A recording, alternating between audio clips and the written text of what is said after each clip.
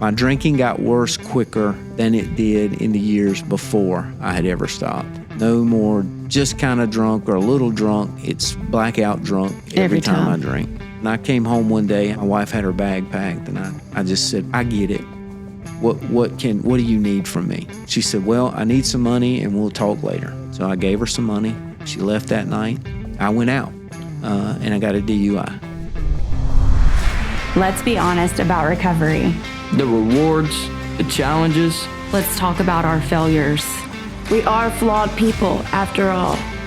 Let's challenge the stigmas that weigh us down. Because while most of us are looked at, Few of us are seen. Let's talk about addiction. And how Christ overcomes our weaknesses. Because we are loved. because we are loved.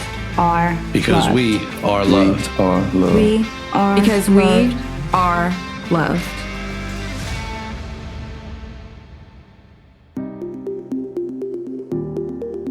Hi, my name is Bobby Morris.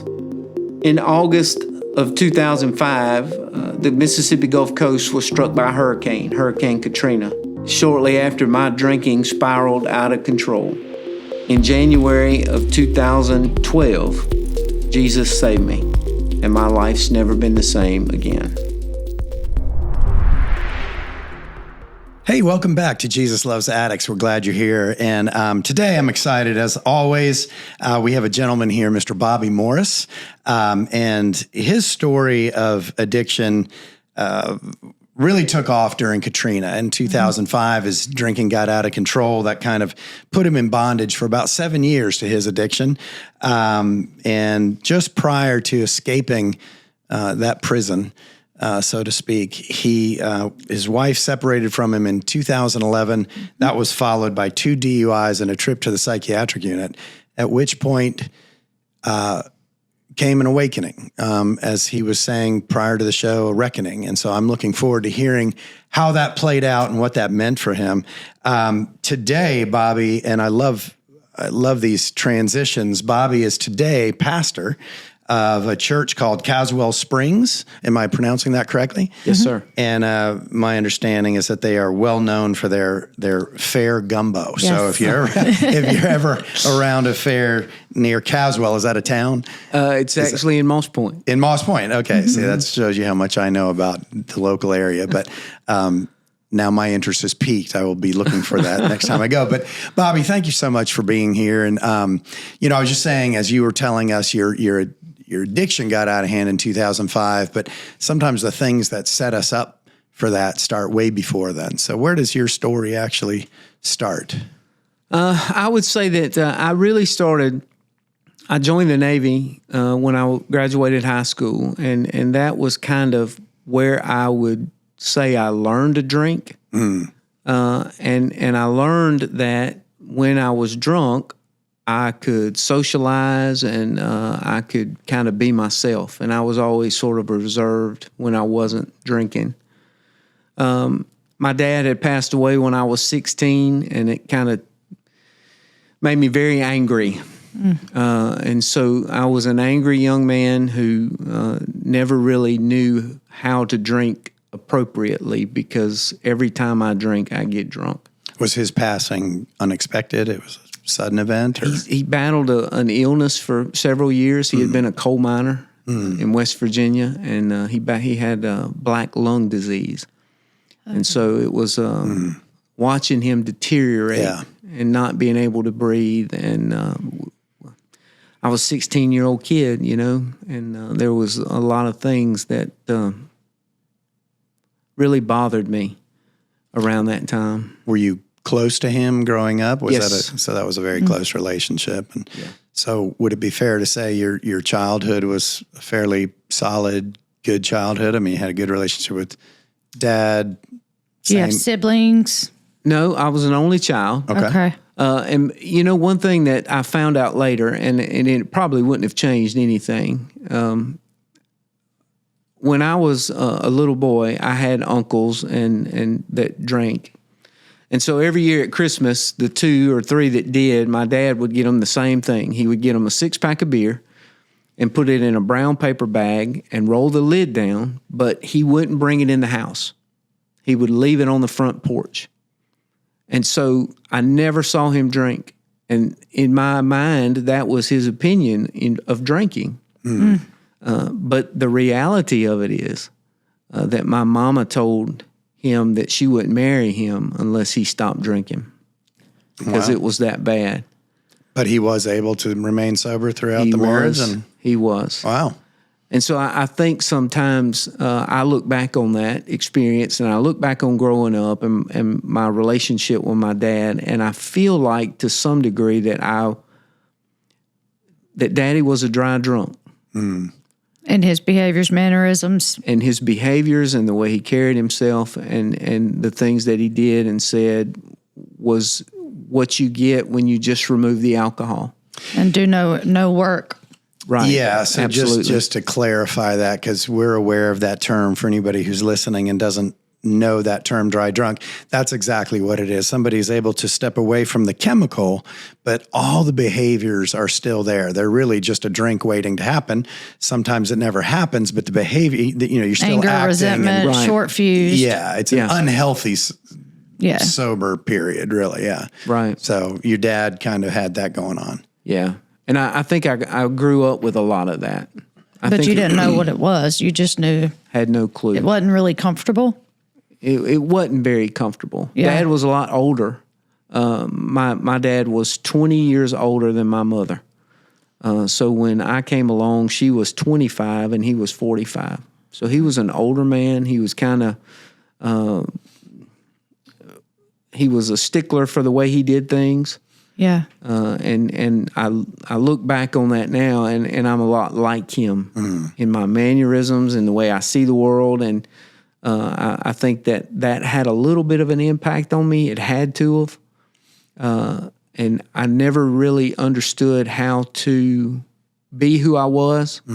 Yeah. How to express how I feel, because I was sort of taught that you just didn't do that. Did he have a volatile anger? No, he did not. Not towards me and my mother. Towards me and Mom, he was a great guy. He took care of us. He looked out for us. But now anybody else, he would get very angry to the point of, he would fight at a heartbeat. He was a little guy, but he had a lot of bottle rockets. So how was that lesson imparted to you? That because you just said, I don't think I could express my emotions, or I was taught that you don't do that. Because typically anger will shut you down like that. If somebody's, where did that message get sent to you that I can't do this? It was both of my parents. I kind of grew up in that generation where the question that you're asked at an early age kind of sticks with you and you don't realize it, but it's what will the neighbors think? Okay, yeah. Okay. And so I learned that taught me that if I did certain things that other people would look down on it. They would judge you, and you needed to be aware of what that judgment might look like. And I needed to be aware of that, and I needed to be reserved in what I allowed people to know and to see. And so I think that I learned that lesson as a young man. And even when my dad passed, I knew in my heart that I was angry. I was angry at God. I was angry at everybody, really. But you couldn't tell anybody. I couldn't tell anybody. Because of the passing of your dad, or was there this pent-up anger from lots of different things? Because of the passing. Because of the passing. So you were angry that you had lost your dad. Okay. I was very angry at that. And I just never told anybody. I never cried. I just went on with life. And what about your relationship with your mom? My mom and we have a good relationship now. Okay. So if I told you a story that in the way that I understand things now, my mother was the youngest of 7. And so when Mama came along, my grandmother, my mother was born in 1947. My grandma was 47. Huh. And so when Mama came along, Granny was tired. Yeah. But she had some older daughters that could very easily and very well care for the baby. Now, my granny made sure that Mama had food and clothes and she was cared for, but that rejection that my mother felt from her mother, she raised her one son with that same rejection. And it was the rejection that I felt from her, I didn't feel from my dad. And then you lost him. And then so I who do you lost have? him. And you can't talk to anybody. And I can't talk to anybody.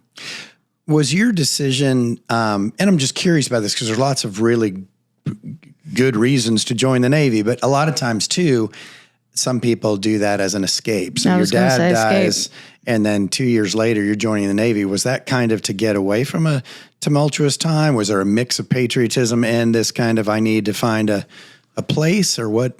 Anything?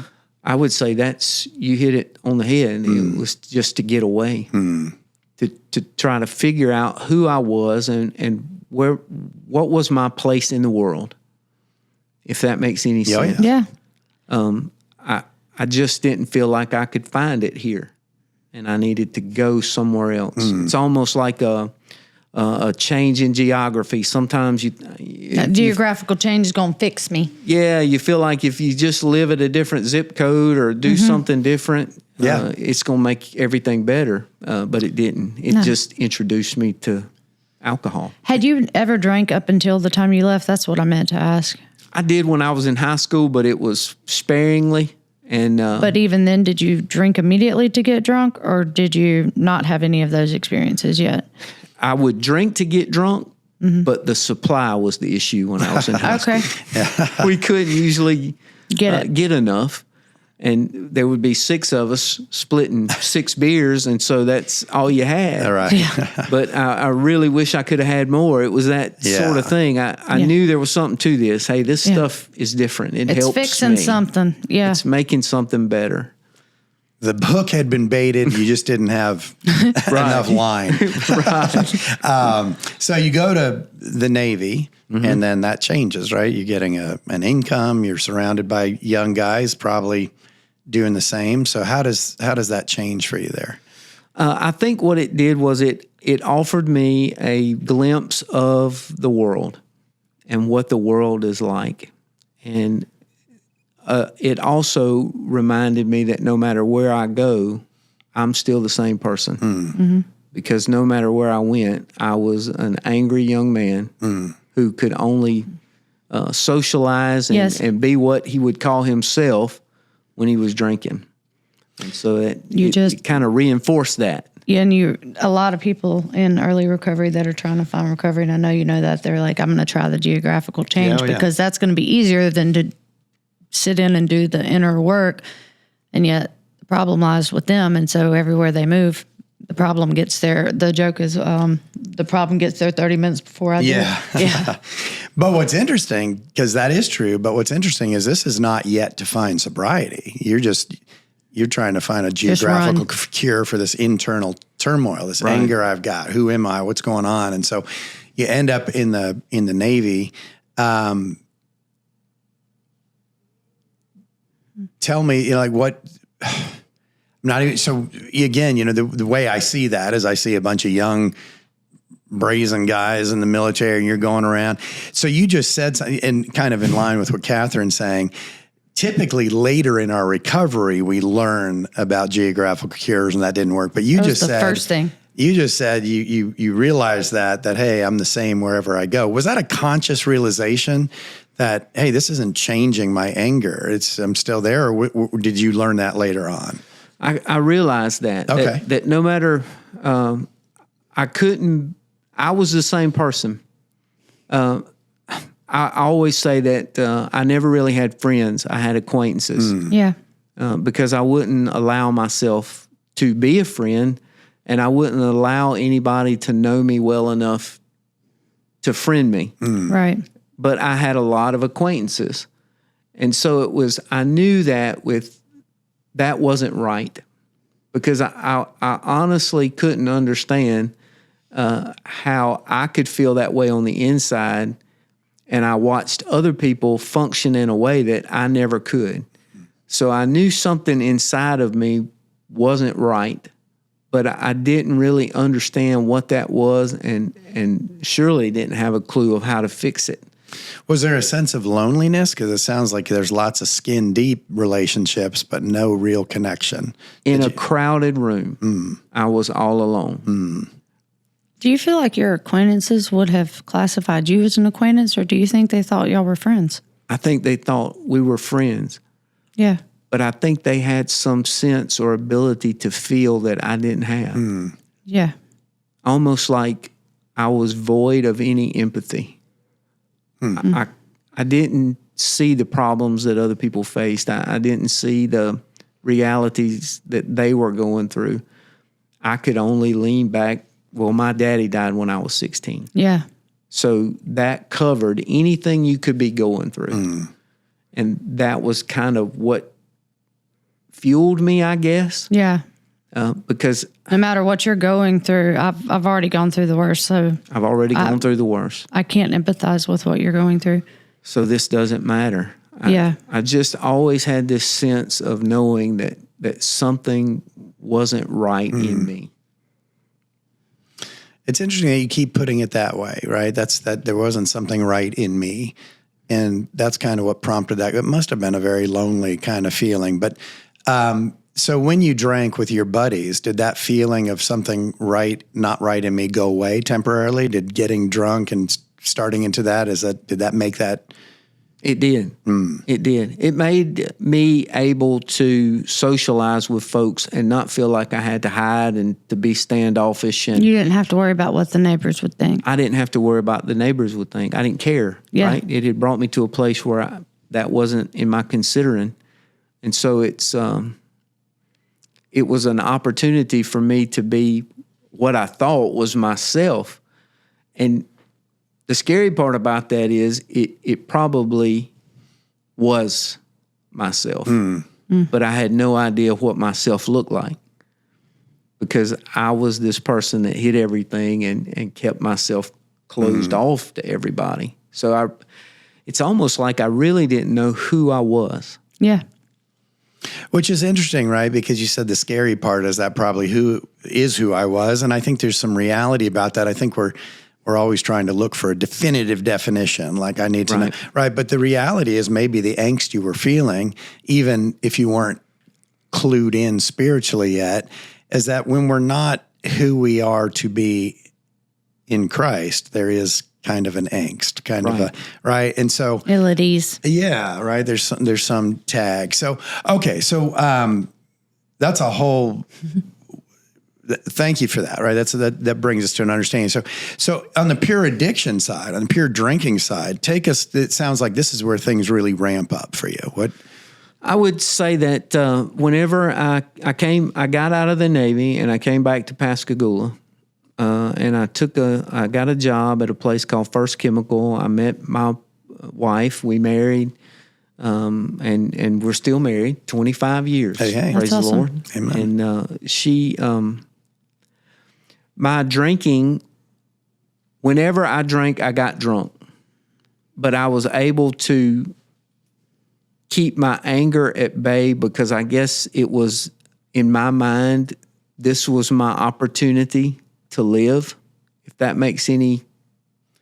God's given me an opportunity for a life. Mm-hmm. And so it was almost like I was able to go... I would go days and days and not drink and... even quit for a year or two at a time and never really thought anything about it. I didn't see an issue with it. But you were a binge drinker. But I was a binge drinker. Whenever I would drink, it wasn't good. It was an unquenchable thirst, if that is any kind of analogy. When I drank the first one, the thirst never went away until I drank every one I could get my hands on. And then I would be okay. Yeah. And one is, what do they say? One is never enough. One is never enough, and 1,000 is never too many. Or one is too many, 1,000 is never enough. 1,000 is never enough, yeah. We got it. So that's a really good definition of that. Yeah. But what I hear is, it's interesting because while you don't want to mess up this opportunity, as you said, that God was giving you to live this life, it really has almost become another way for you to stuff rather than deal with this anger. Yes. Right. You're even using this opportunity. I can't let this up. I can't damage this opportunity that's been given to me. So rather than walking through it, it's just another cap on top of this cancer of anger. I would say for the first, my wife and I married in 1999. We met in 96, right after I got out of the service. And I would say probably until 2006, she had no idea who I was because I hid that from her. And it was when my drinking started to spiral out of control that she first got an opportunity to see the angry, bitter me that she had married. Were you an angry drunk? Is that when that would come out? I was. Yeah. Absolutely. Okay. I was. I was always able to direct that anger as much as I could away from her onto others. But as my drinking got worse, I was just angry to everybody.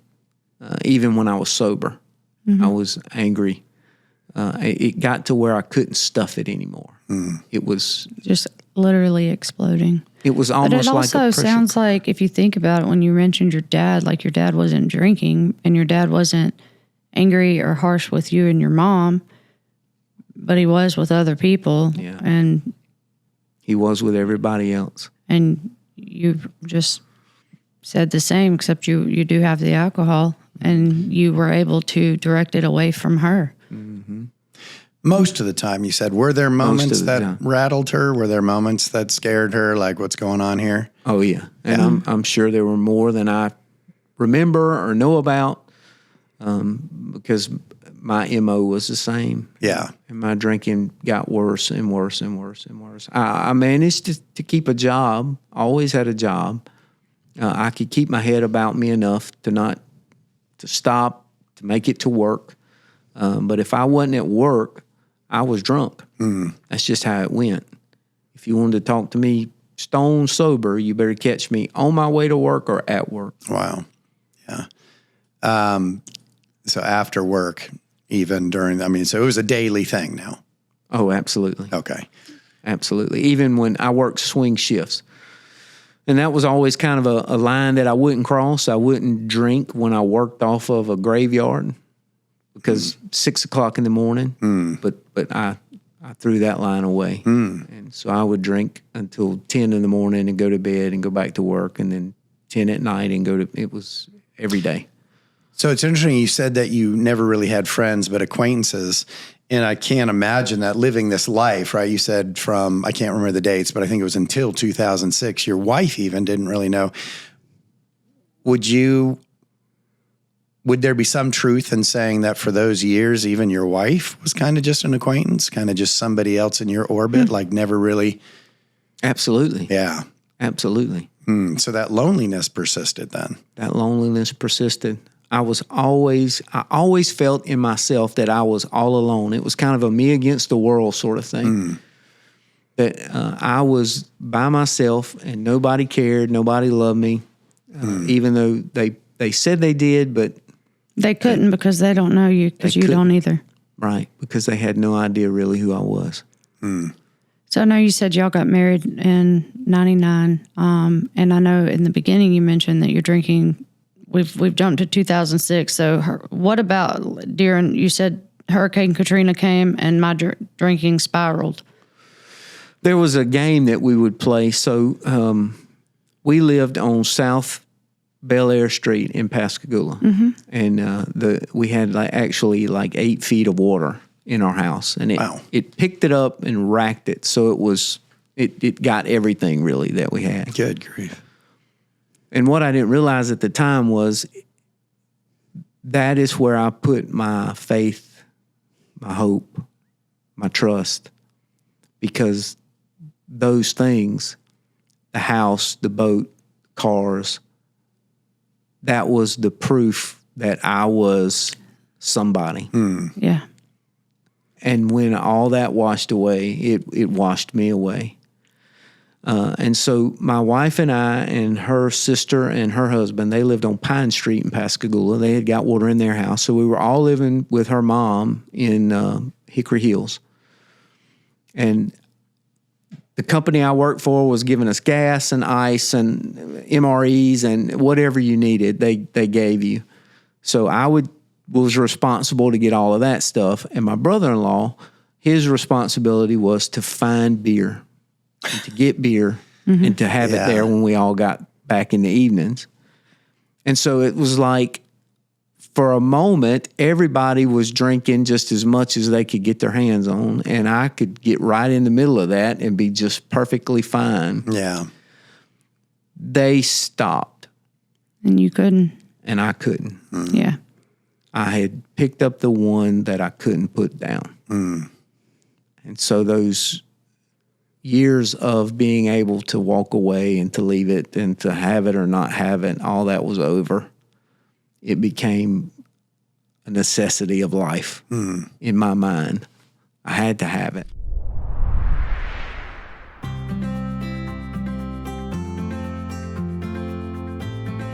I'd like to take a moment to recognize a major podcast sponsor. Today's episode is brought to you by America's Thrift Stores, your go-to option for decluttering and giving back.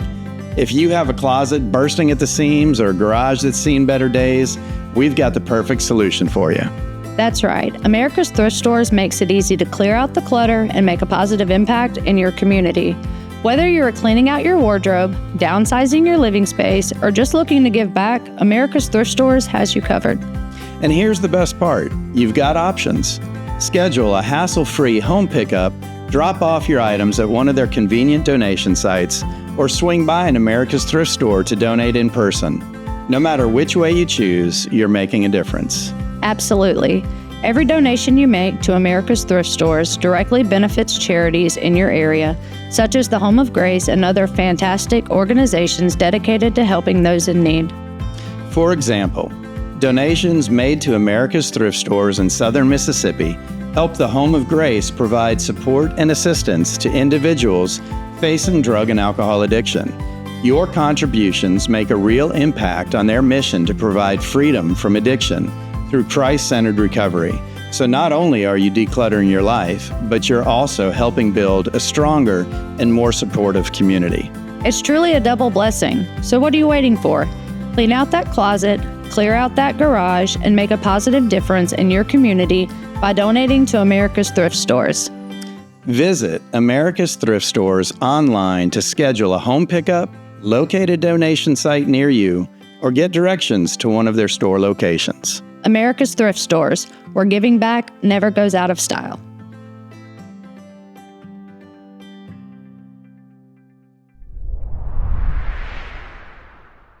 Let me ask you a question, kind of going back to a concept here.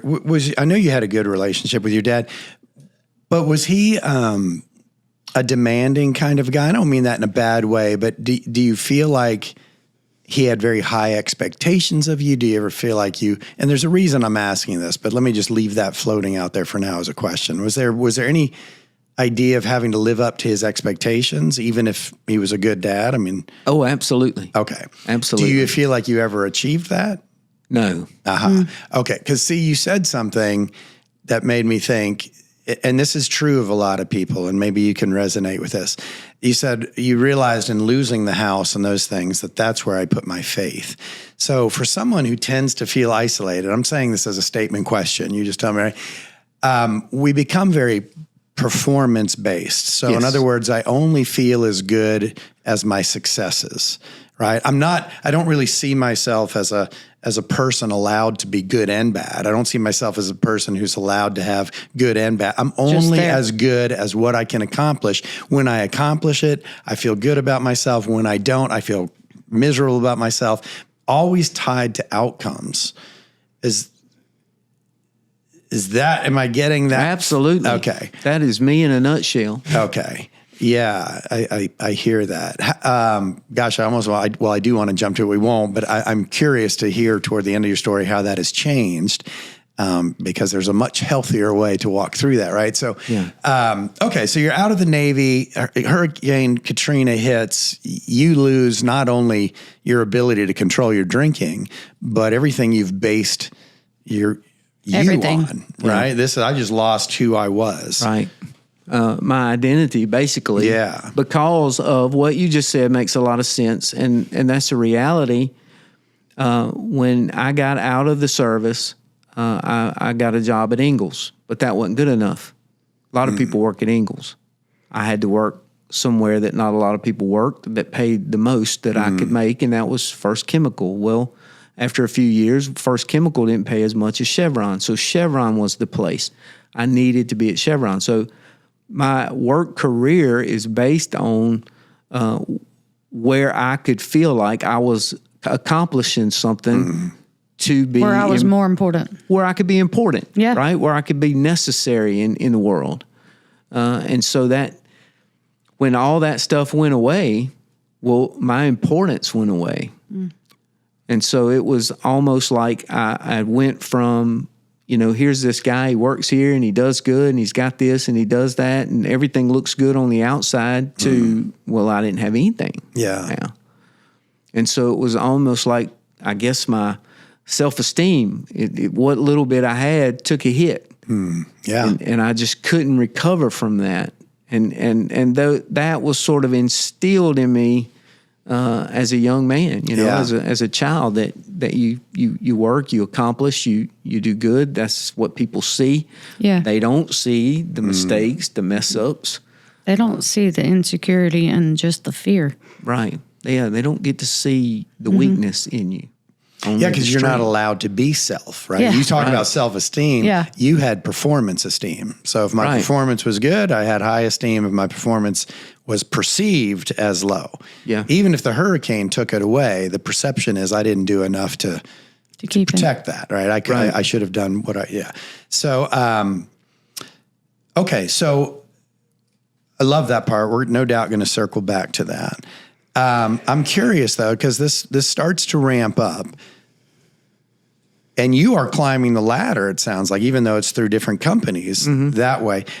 Does your drinking ever get to a point where it begins to jeopardize work? Does it ever bleed over into that? Or is that always kind of something you were able to somehow protect? I was able to protect that, but where it did bleed over was in 2009. My wife knew that I was in a mess and she didn't know how to help me. I wouldn't let anybody help me. I wouldn't listen to what anybody said because I didn't see it as a mess. I just saw it as look at what I've been through. Why would I be different? And she called the EAP at Chevron. And so that got them involved. And I was really backed in a corner. Were you angry at Absolutely. And the only way that I could then remain employed, because their recommendation was to go to treatment, I had to go. So it was either quit my job or go to treatment. So I went. Did you make her pay emotionally? Oh, absolutely. Yeah. Absolutely. Bitterness. You locked me away here for... You betrayed me. Yep. I can't believe you called them, of all the people. Why did you call them? But she just wanted to get me help, and I didn't get it at the time. Yeah. And so that's why when I went to treatment the first time, I was in my early 30s, I had no intention of never drinking again.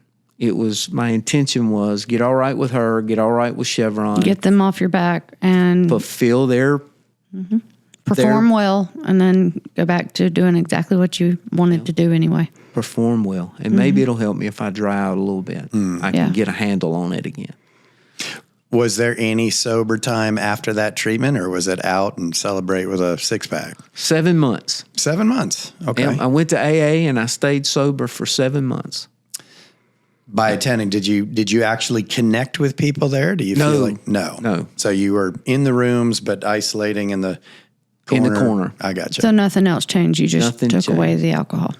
So we had an aftercare, and it was a requirement. I had to do 14 days inpatient, and then I had to come home and do 6 weeks of intensive outpatient, and then a year of aftercare. And so I had to go to a group every Monday night. So AA was the aftercare. AA was the aftercare. Okay. And I went to AA. I never, they told us to get a sponsor, and I heard people talk, but I wasn't going to fool with that because I didn't want anybody around me really. I didn't want to have to talk about all that stuff. So I just would go sit in there for an hour and go home. I never really took it seriously. You didn't take any suggestions? I saw myself as different from them. Yeah. They got problems. I don't have problems. I'm just going through a tight spot. If everybody would leave me alone, I'd be better. Yeah, absolutely. Would you call that, I know this has an ugly sound to it, but I think we realize it at some point in our walk. Would you call this really lengthy period of time self-pity? Like yes. Yeah. Yeah, because, so poor me, I've got this, anger, my dad died, that's nothing else matters. It started back then. It is a mentality. Which I think that's an important insight because, right, the slogan again that I love is, pour me a drink. Absolutely. Right, yeah, and that's kind of what happened. So you were hanging on to that. So yeah, you really had a dual personality. On one hand, I am how well I perform, and on the other hand, I am this poor boy who lost his dad. Pity me. Yeah. Okay. I'm good, and I'm the lowest of the low. I'm able to accomplish these things, but I'm really not worth anything. Yeah. And I would just go back and forth between those two. In the 7 months that you were able to stay dry, did anything even seem to improve with you and your wife? Like communication, talking, or were you still just going through the motions? I was just putting on a show. Yeah. So in her mind, maybe some things were improving. Yeah. But in my mind, they weren't. The most difficult thing for me to decide after treatment was how long I was going to wait before I tried to start drinking again. And that was my that's where I was working towards. And to be able to drink and drink successfully without consequences. Yep, to be able to do it and not cause a problem. And I thought that I had convinced myself of that, and I had. You start setting up for things, right? Yeah. So at the time, I dipped snuff. I dipped Copenhagen. Well, they had came out with this bourbon Copenhagen, so I started dipping that. And I was on that road to going back to drinking, and it was just those little setups that I would make along the way, so that it would be an easier transition for me. I started using regular mouthwash again. I started This is during the 7 months. It's during that 7 months. You were prepping for relapse. I was implementing all that stuff, and I would bring home like Scope, regular mouthwash, and see how that was received, what my wife would say, and she didn't say anything. And then I had the bourbon snuff, and she was not really worried. So I'm thinking, well, it's getting about that time. But I had started moving in that direction probably 2 or 3 months before I actually went to the store and bought alcohol. Did you ever drink mouthwash? No, I never did. Okay. I never did. Because that is a thing they do. Absolutely. It's interesting as you talk, though. I'm thinking alcohol and drugs are always a problem, but sometimes they're the primary problem, and sometimes they're the secondary or fuel for the primary problem. So, right, sometimes our behaviors fuel our addiction, and sometimes our addiction is for you. I really see it. The primary problem here is that self-pity, that anger that you're carrying around, and the drugs and the alcohol really just seem like the fuel to that fire. So I mean, they're always a problem, but they're really fueling this inner. So even during your dry period, the primary problem is still there, right? You're still not letting people close. You're still mad, angry at the world, and letting them know that. I gotcha. Absolutely. Okay. Yeah. I can agree with that 100%. So the end of that 7 months comes, you go buy the alcohol. How quickly are we? Right back. I bought an 18-pack with the idea that it would last for a couple weeks, and I drank them all that day. It was as if I had never stopped. Yeah. That thirst. Once I drank that first one, that unquenchable thirst, I couldn't put it down. How did your wife respond now, right? She's ignored all the warning signs, as you said. You're testing out these things. And now you come home, 18 beers in one day. I'm assuming now that's a daily thing again. Yeah. It's almost like she was had come to a place of just numb to it, if that makes any sense. Yeah. Yeah. She wasn't surprised to find y'all back there at all. No, not at all. And they tell you, like when you're in treatment or when you go to AA, they tell you that your drinking or your using will never be the same again. And there is much truth to that. It's never the same, because from the very first one of the day, you know that you're in trouble, and that it doesn't have to be that way. And it's almost like you can't drink enough to get that knowledge that you have now out of your head. Yeah. And so it was never after that, there was no more enjoyment. I like how you say you can't drink enough to get that knowledge out of your head. So we're no longer drinking unknowing of its damaging quality. We're now drinking in spite of our knowledge. Right. Yeah, and that does change it, yeah. Right. Was there ever a time that your wife, because God bless your wife, right? You guys are still together, and she's a trooper. She's in this fight. Was there ever a time where she was ready to call it quits? Like, this is... Oh, yeah, absolutely. Yeah, we Did y'all have children? No. Okay. We didn't. We separated the first time in 2008, and then I went to treatment in 2009, and then the second time was in December of 2011. Okay, in 2009, was that preceding the first treatment, the one you just told us about, or was this now a second treatment? No, I just went to treatment once in 2009. In 2009, and then you didn't go to treatment in 2011. Right. Okay. All right. Well, then bridge that gap for us. Right. You come out of treatment. Was the separation? The separation preceded the treatment. Prior to, yeah. So she got fed up with it. Called EAP. Your work puts this stipulation on you. Your wife obviously also put a stipulation: do this or I'm out. So she leaves. You do this. Does she come immediately back? Yeah. Okay. She did. Okay. She came back, and that's when I guess I started kind of testing the waters to see what she thought and how she thought. And I was really doing what I'm good at doing, which was putting on a good face. I'm really good at putting on a good face. And so then when I decided that I was going to start drinking again, it was going to be more metered and controlled, but no way. It was just right back, and it got worse. My drinking got worse quicker than it did in the years before I had ever stopped. And it's almost like the way I would reckon it is, you're trying to drink the knowledge that you have about what you're doing out of your mind, and you're unable to do that. So it's passing out drunk every time. No more just kind of drunk or a little drunk. It's blackout drunk every time I drink. And that went on from probably end of 2009, 2010 to 2011. And it just got increasingly worse and worse and worse and worse. In December of 2011, I came home one day. I went to a training at work. I had to work that day, and I came home, and my wife had her bag packed, and I just said, I get it. What do you need from me? What can I give you? You don't need to explain. I understand. What can I help you with?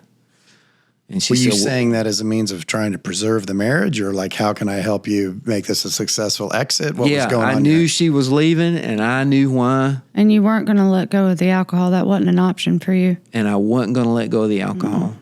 And so it was almost like, I get it. I understand. What can I do to help you get where you're trying to get? And she told me, she said, well, I need some money, and we'll talk later. So I gave her some money. We went to the ATM. I got her some money. She left that night. I went out, and I got a DUI. But as has worked in the past, there was no problem at work because I was off those days. So by the time it was time for me to go back to work, I was out and everything was fine. So you spent a weekend in jail or something? A night and a day, and I went in front of the judge. It was actually court. So I got to go in front of the judge, and they let me go with a fine. So I told myself in that moment, right, that would have been in December of 2011, I said, well, It's no big deal. I was living in a 2-bedroom apartment in Ocean Springs. I said, I'm close to everything. I'll just catch a cab. I won't drive. I'll just catch a cab. But that's not how it worked. You get tired of waiting on the cab, so I would take my car. And so I was going out every day, every night, drinking, and towards the end of January, or middle of January, I got another DUI. So that's 2 within what, about 5 or 6 weeks? Yeah, it's a very short period of time. That one, it should have scared me because I don't remember it. Blackout? Totally. Yeah. I had been downtown Ocean Springs. That's the last thing I remembered. I was at a place called the Government Street Grocery. And I don't remember leaving, and I don't remember what I got pulled over for. I have a few images in my mind of what was happening at the arrest, but nothing I can pin together. And when I woke up, I knew that I was in the hospital. But I figured in my mind that I was in Ocean Springs Hospital. And so I remember going and looking out the windows at the long end of this corridor, trying to make myself in Ocean Springs. But I was in Pascagoula. I was in Singing River. And so I didn't go to jail that time. The Ocean Springs police brought me to the hospital. And so I spent 23 hours in the psych ward. And that's where you woke up. When you went to the end of that hall to look out the window, you were in the psych unit. I was in the psych unit at Singing River in Pascagoula. So there must have been some behaviors during that arrest that you don't remember, right? That caused them, yeah. Absolutely, I'm sure.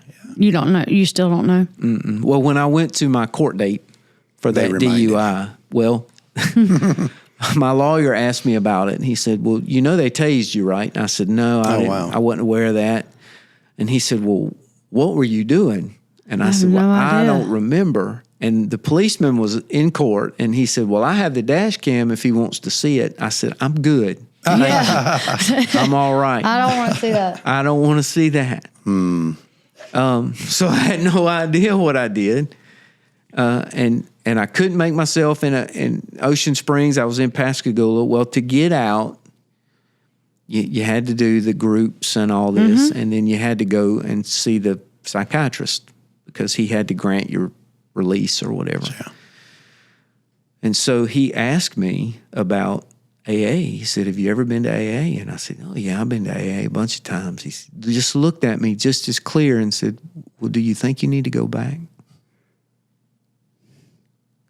And I think that started my mind moving.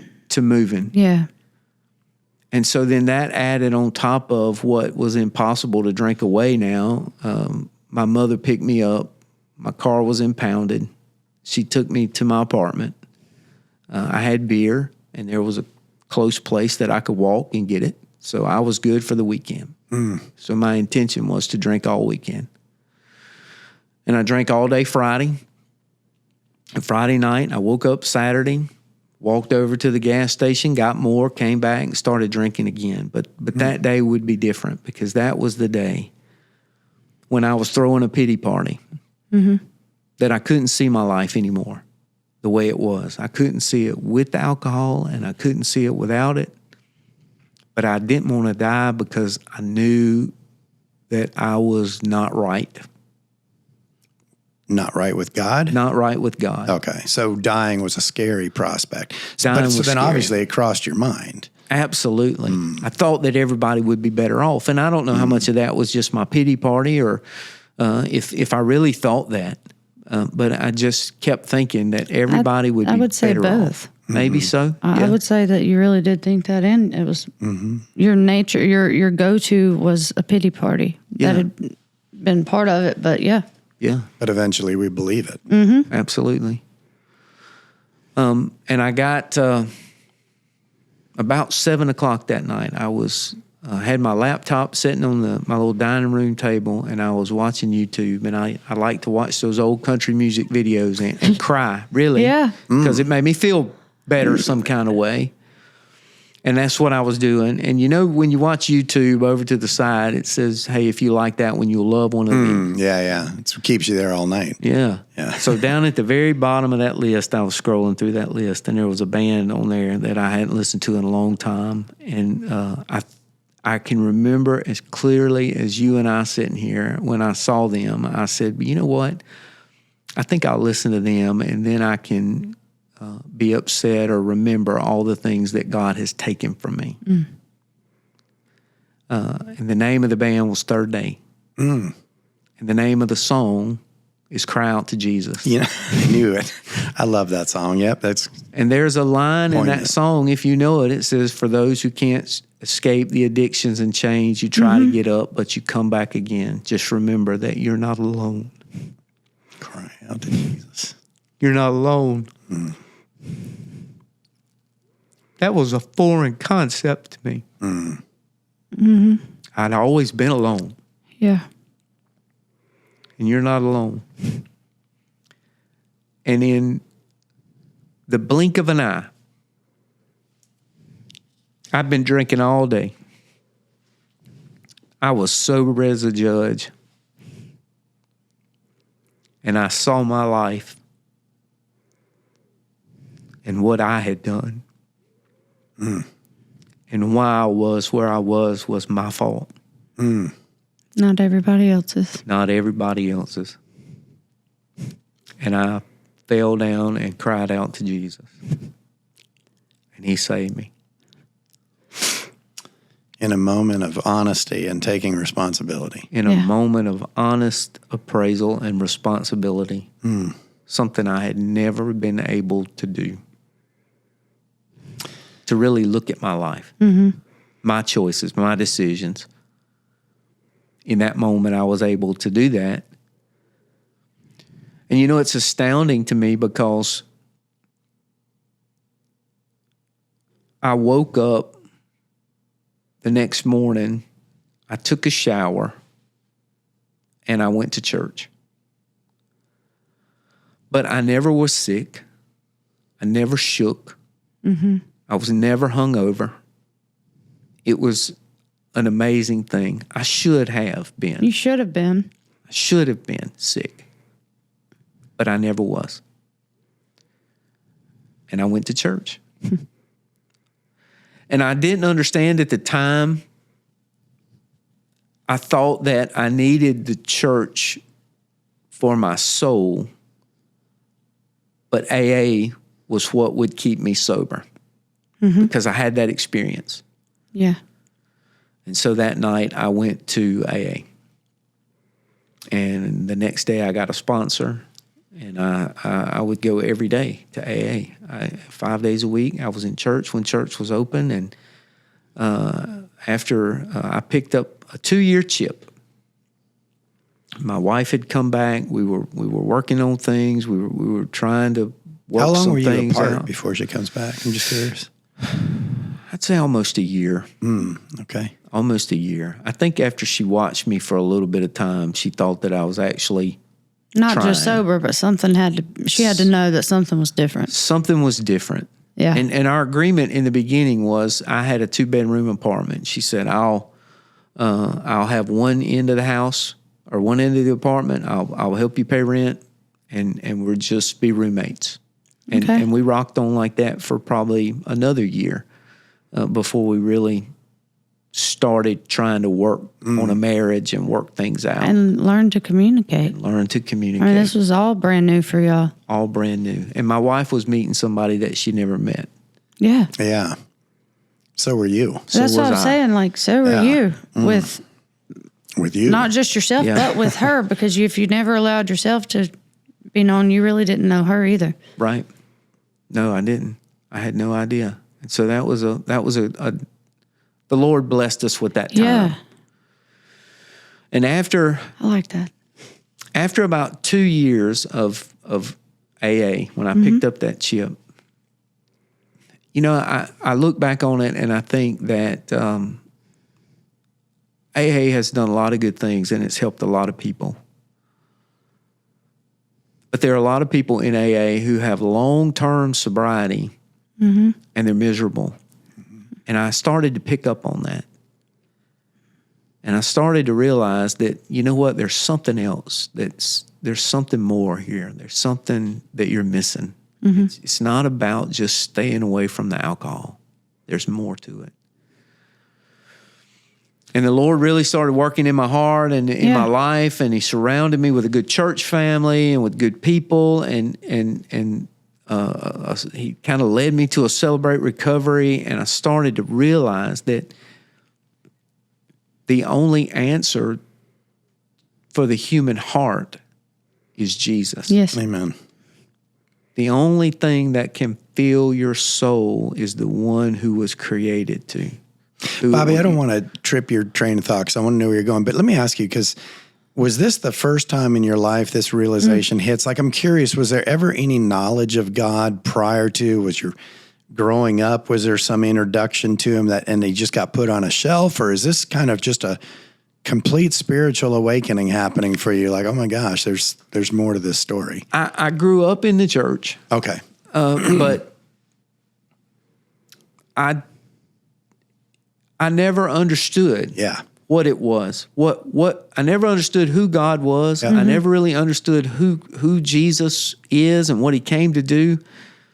Because in the church, it was almost like we just had this superficial idea of God, and we went through these motions, and it was just something that you did. And so I had no sort of relationship with God or even understanding of who He was. And so it was in that couple years that through AA and through the church that I started to understand. You know, I had a guy tell me one time that if you have a God of your understanding, your God is you. And it's almost, there's a lot of truth in that, right? And it's that void that you're trying to fill with steps and with people. You're miserable because you can't fill it. Yeah.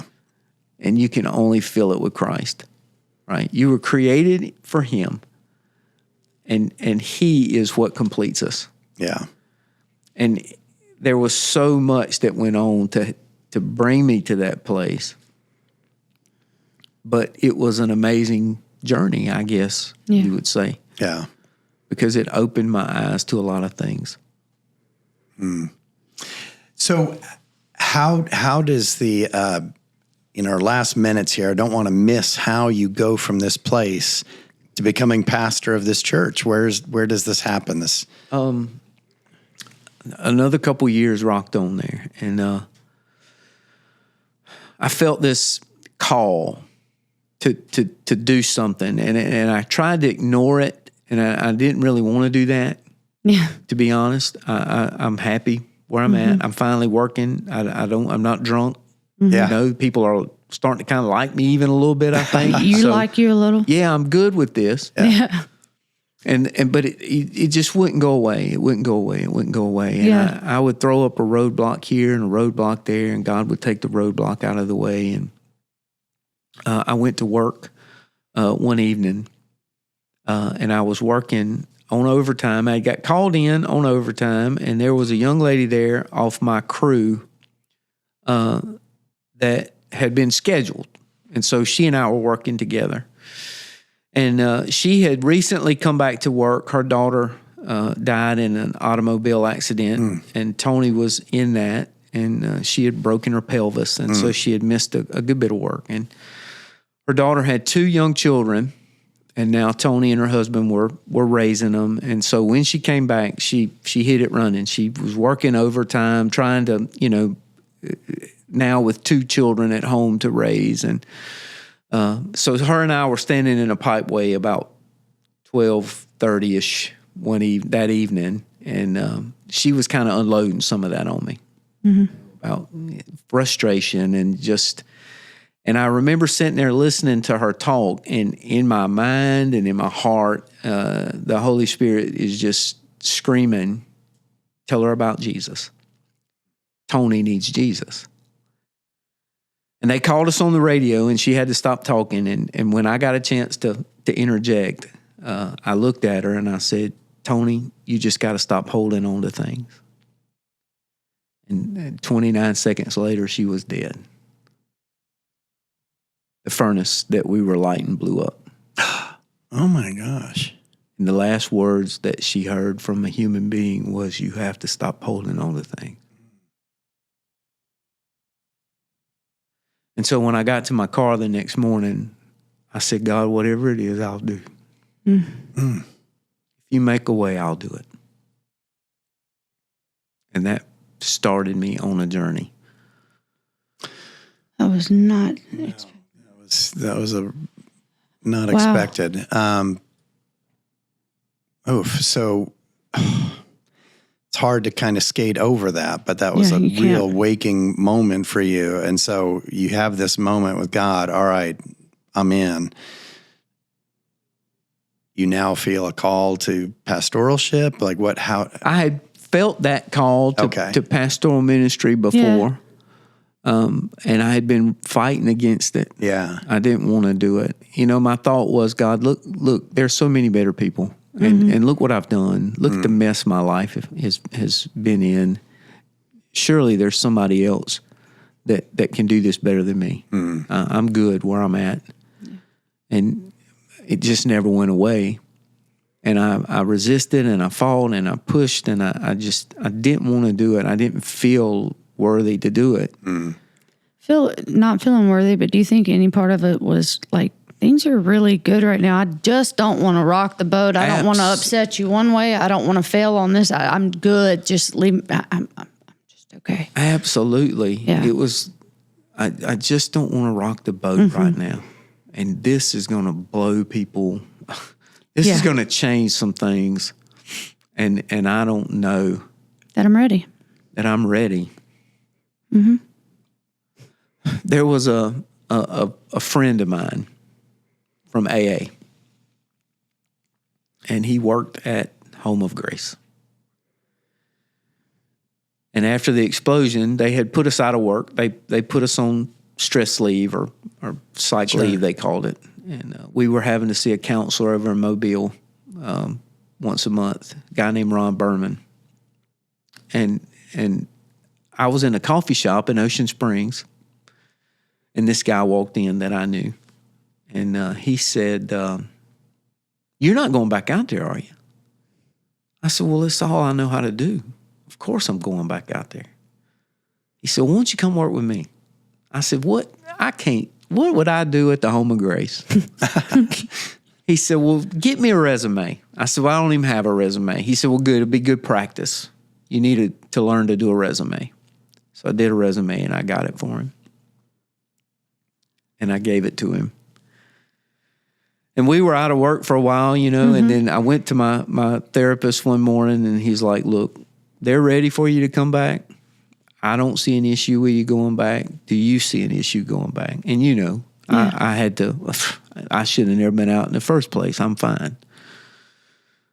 But on my way home, I'm thinking, well, Lord, wait, I feel like you're calling me to something. All this has happened. What am I supposed to do? Am I supposed to go back to Chevron? What should I do? And so when I got home, I walked in the back door there where we were living, and my phone was ringing, and it was a number I didn't know. And I looked at the number, and I answered it against my better judgment. And the voice on the other side said, "Is this Bobby Morris?" I said, "Yes, sir." He said, "Well, listen, my name is Kevin Munford. I'm the program manager at Home of Grace, and I have a position if you might be interested in it. I want you to come and talk to me." So I came and talked to him. And I had to decide what I was going to do. Yeah. And a preacher who had been a really powerful mentor for me, he was being reappointed. He was leaving our church, and he was going to another church, that's what Methodists do. I mean, that's just how it goes. Well, they were having a little sit down for him at the church, and I went and hugged him and hugged his wife. And my wife was at work. She's a nurse, and she'd worked weekends a lot back then. And so when I left out of there, out of the church, I started to cry in the parking lot. And you know how when you're doing something and in your mind you can't understand what you're doing, and so you start asking yourself, what are you doing? Yeah. Why are you doing it? What's wrong with you? I couldn't understand why I was crying. And by the time I got my car, it was like heavy cry. And I just heard a voice say, just go. Just go. I never missed a meal. I never had a car repossessed. The Lord sustained me. And it's been an amazing time of growth and of blessing. You know, I couldn't figure it out because I was thinking, Lord, I thought you were calling me to be a pastor. What's this home of grace got to do with it? I had to learn how to be a pastor. I had to learn how to love people who were unlovable. And after a couple of years, I was appointed. Yeah. It's been an amazing time since January of 2012. Yeah, amen. Amen. Before we go any further, let's take a minute to address the man or the woman listening to today's episode and wishing for a better life. Or maybe addiction has completely overtaken a family member or a friend. You are not alone. As you may know, the Jesus Loves Addicts podcast is produced by the Home of Grace, a Christ-centered addiction recovery program in South Mississippi with over 60 years of experience. The Home of Grace has residential programs ranging from 30 days to 12 months. With 2 separate campuses for men and women, they are fully staffed with caring individuals who want nothing more than to guide you to a life of recovery. Services include individual and group counseling, marriage and family counseling, classes, workshops, GED, and workforce training, all grounded in biblical principles. And because of donations from the community, the cost of the program is incredibly affordable. Thousands of alumni from across the country can tell you there is no other program in the world quite like the Home of Grace. If you want to start a new path to recovery, don't wait. Speak with an admission specialist today. Visit homeofgrace.org or call 833-55-GRACE to talk with someone. That's 833-55-GRACE. Call the Home of Grace today.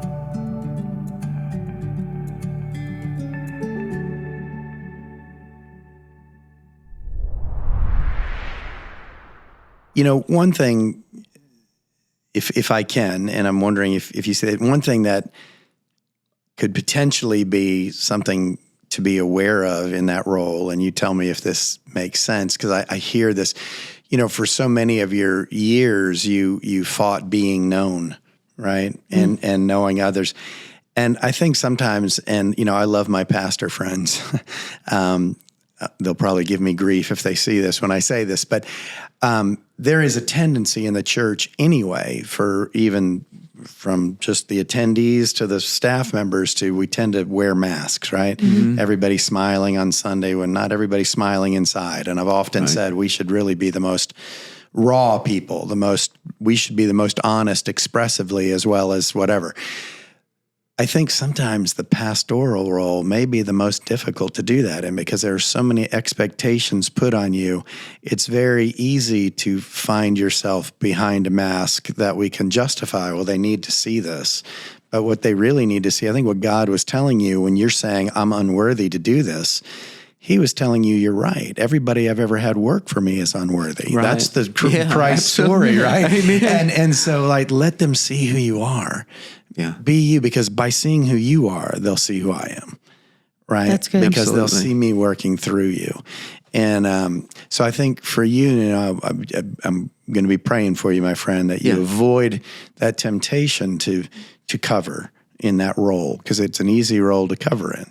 Yeah. Right? Yeah, it is. And I've got some really good friends who are clergy We meet together once a week. Accountability partner. Accountability, and we're open and honest with one another about how we're feeling. Awesome.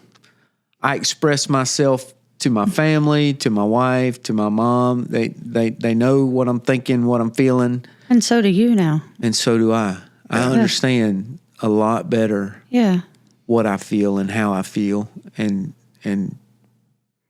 when I'm in a dangerous spot, I can realize that pretty quickly because I try to stay so in tune with how I feel and not be afraid to express that.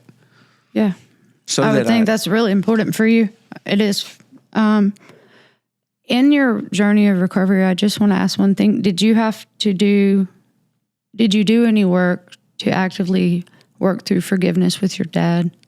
Oh, absolutely. And I think that that's important for anybody listening, like that we have a tendency to leave things undone and think, well, it was so far back there. It's not important. I don't need to look how much more important things I've got right here. My marriage, my jobs, my this, my that. No, those things way back then, that's the ones that'll come back and get you. Yeah. It's true. I almost wish we had more time to park there for a little bit because, Kathryn's suggesting that forgiveness with your dad, but this is going to sound weird, but figuratively speaking, it's almost like you needed to come to terms with God because when we're angry at losing somebody, a lot of that anger gets put on him, right? Why did you take them? Let me just ask you, since we don't have the time to delve into that, do you feel like you have worked? Has there been a release of that anger? Absolutely. Yeah. But what I found was, and I struggled with how to do that, right? Sure. It was easier for me to work through forgiving my dad for leaving me and forgiving my family for the things that I was holding against them, right? Because I had real people people that I could grab and talk and hug and cry and do those things. And I kept putting God on the side because I didn't want to confront that. I mean, who wants to tell the Almighty that I'm mad at you? I was mad and I forgive you. Yeah, I forgive you. And a good pastor friend of mine out here, as a matter of fact, at the Home of Grace, told me one day, said, you will never get over being angry at God until you have the courage to tell him you're angry. That's good. And it was when I was able to be honest with God. Yeah. I'm angry at you, and this is why that the Lord healed that and worked in that. Yeah. He's not afraid of our anger. He already knows it's there. We just have to give it to him. Just got to say it. Yeah, just say it. Yeah. Just confess. Yeah. And I do feel like sometimes he's looking at you going, oh, man, I was wondering if we would ever going to get here. Right. You know? What have you? You've been dragging around. Yeah. Well, I am going to capitalize on that statement because I kind of smiled as you said that because there was a song verse going through my head. I'm going to date myself here, though. An earlier Christian singer, Margaret Becker, had a song called, I think it was called God's Not Afraid of Your Honesty, or it might have just been called Honesty. But the chorus was, God's not afraid of your honesty. He can heal your heart if you speak honestly. Yeah.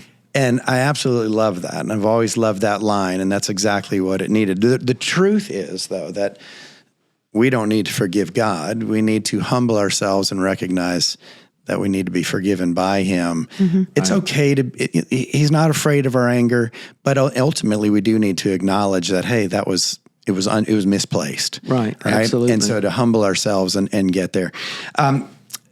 Bobby, again, thank you so much. Thank you. For being here.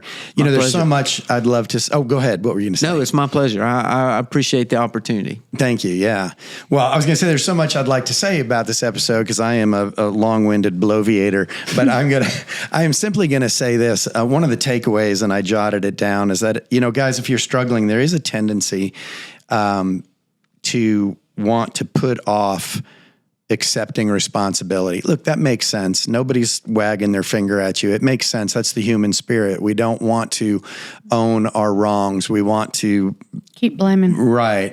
But here's the problem with that. If you blame the world, then you put the world in a position of power over you, because if it's their fault, then you have to wait for the world to fix you.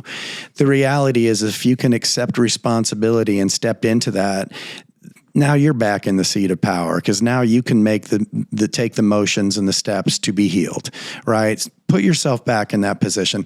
Guys, the reality is we have all been victimized at some point. That is a reality. But the other end of that is also a reality. We have all victimized others. Let's work with the part that we can work with. The only part of that we can change is the damage we've done, right? And then forgive those who've done it to us. We can't change them. And if we're waiting for that to happen, it may just keep you stagnant for a long, long time. Don't wait for that. Move forward. You have that ability. God will grab your heart. God will walk you through that process, I promise. So, guys, thanks for joining us for another story of hope and redemption. We love you.